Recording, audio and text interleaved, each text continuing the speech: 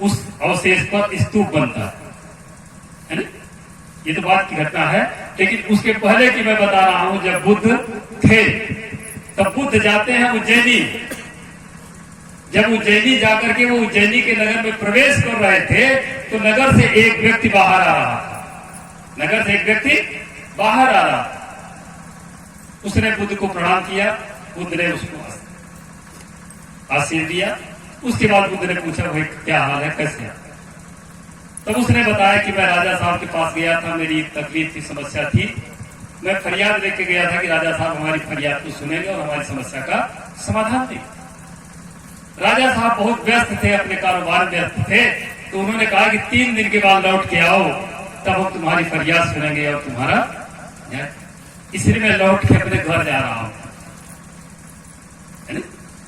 जैसा मैंने आपको बताया कि वो राजा बुद्ध का इतना वो हो गया था कि अपने राज्य को बुद्ध के नाम से चला रहा था।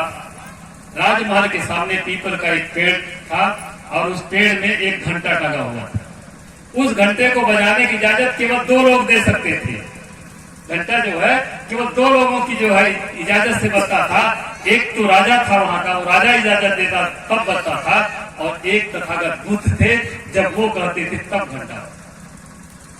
तथागत नगर में प्रवेश करते हैं, जाते हैं, वहां जो लोग बैठे हैं उनसे कहते हैं कि इस घंटे को बजाओ और इससे विजय की ध्वनि निकलनी चाहिए।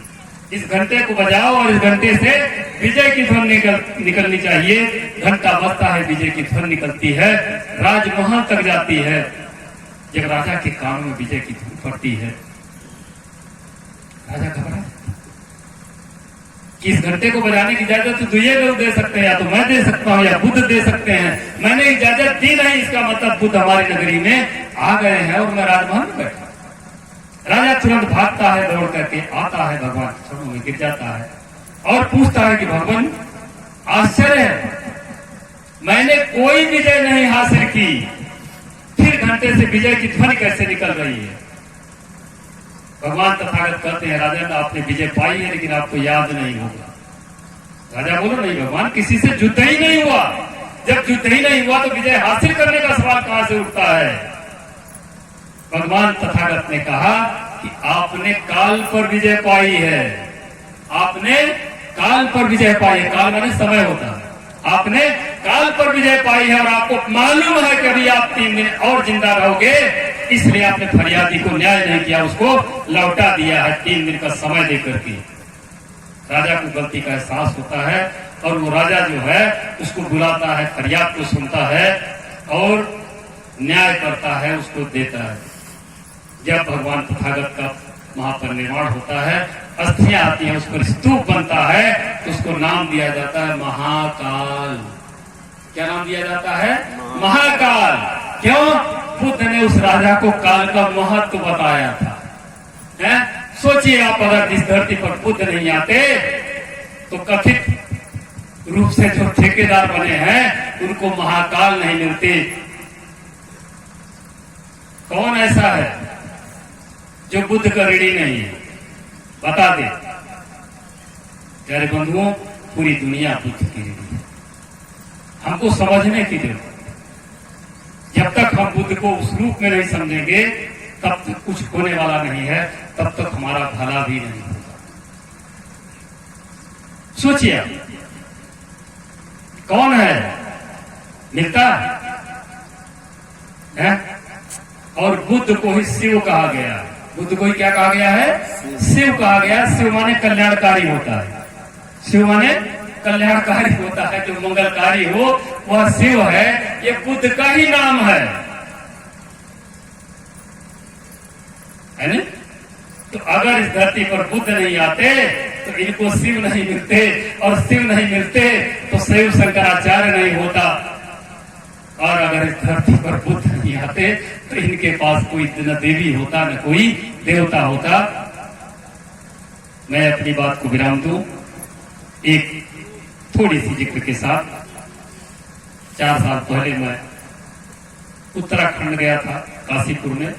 वहां पर इसी तरह की चर्चा हो रही थी। इसी तरह से लोगों ने बुद्ध वंदना किया था, तीसरा पंचशील किया था। जब मुझको बोलने को कहा गया जब मुझको बोलने को कहा गया तब हमने कहा भैया अभी तो आप पाली में बुद्ध वंदना किए हो, आपने पाली में बुद्ध वंदना किया है, मैं संस्कृत में बुद्ध वंदना करने जा रहा। अब संस्कृत में बुद्ध वंदना कभी किसी ने सुना नहीं था, है ना, किसी को बताया भी नहीं गया, लोग बड़े आश्चर्यचकित, है ना। तो हमने क्या बताया संस्कृत में बुद्ध वंदना, आप सुनिए। कर्पूर गौरम करुणावतारम संसार सारम भुजगेन्द्रहारम सदा वसंतम हृदय रविंदे भवम भवानी सहितम नम। तो लोग कहने लगे तो शिव जी की वंदना है। हम कहे तुम्हारे शिव जी की वंदना नहीं, ये हमारे शिव जी की वंदना है। हमने कहा तुम्हारे शिव जी तो काले कलुटे बहुत लपेटे हैं, लेकिन हमारे शिव जी को देखो कर्पूर गौरम है और करुणा के अवतार यही है, करुणा और कहीं नहीं है। इसलिए गलत फहमी में डालो, यह वंदना बुद्ध की ही थी जिसको दूसरों ने कैप्चर किया और आज वो जो है उस पर हावी हो गए हैं और बुद्ध का धर्म इस तरह से धीरे धीरे अज्ञानतावश अल्प जानकारी की वजह से पतन हो गया। आज हम यहाँ पर खड़े हैं प्यारे बंधुओं, एक घटना के साथ मैं आपको बता देना चाहता हूँ जिसको बहुत गलती से लोग प्रचारित कर रहे हैं। बाबा साहब अम्बेडकर जब दीक्षा ग्रहण कर रहे थे नागपुर, है ना, जब दीक्षा ग्रहण कर रहे थे तब जब उसे तीर्थरण कराया गया, बुद्धं शरणं गच्छामि उन्होंने दोहराया, धम्मं शरणं गच्छामि उन्होंने दोहराया, लेकिन संघम संग्रहण पर रुक गए। बाबा साहब अम्बेडकर तीसरे उस पर रुक गए। जब रुक गए तो भद्दे चंद्रमणि जी ने कहा डॉक्टर अम्बेडकर आगे कहिए, क्या कहा था? डॉक्टर अम्बेडकर ने कहा कि भंते जी आज की तारीख में कोई अरहत भिक्षु नहीं है। जब अरहत भिक्षु नहीं है तो संघ नहीं है, जब संघ ही नहीं है तो मैं किसके मार्ग पर चलूं, आप बता दीजिए खुद।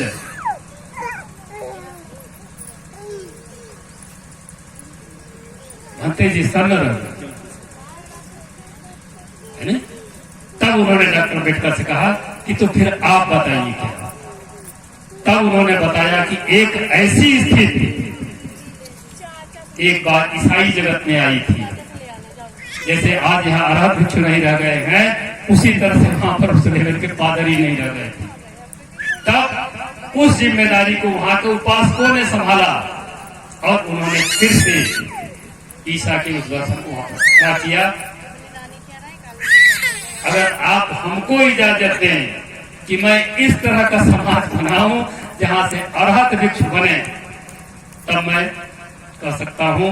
तो भंते चंद्रमणि ने कहा कि आपको इजाजत दी जाती है।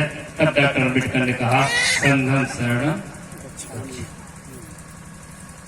तो प्यारे बंधु, आप समझ सकते हो कि भारत के संविधान में क्या लिखा है। भारत के संविधान में हर जगह बुद्ध है। अगर आप समझिए, इसी डर के मारे जो है हामिद अब्दुल कादिर ने किताब लिखा और दूसरी किताब लिखी थी अशोक के फूल हजारी प्रसाद द्विवेदी।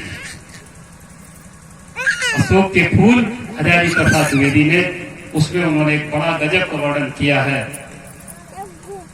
हम लोग लंबे समय तक अंतराल के बाद सम्राट अशोक को भूल गए थे।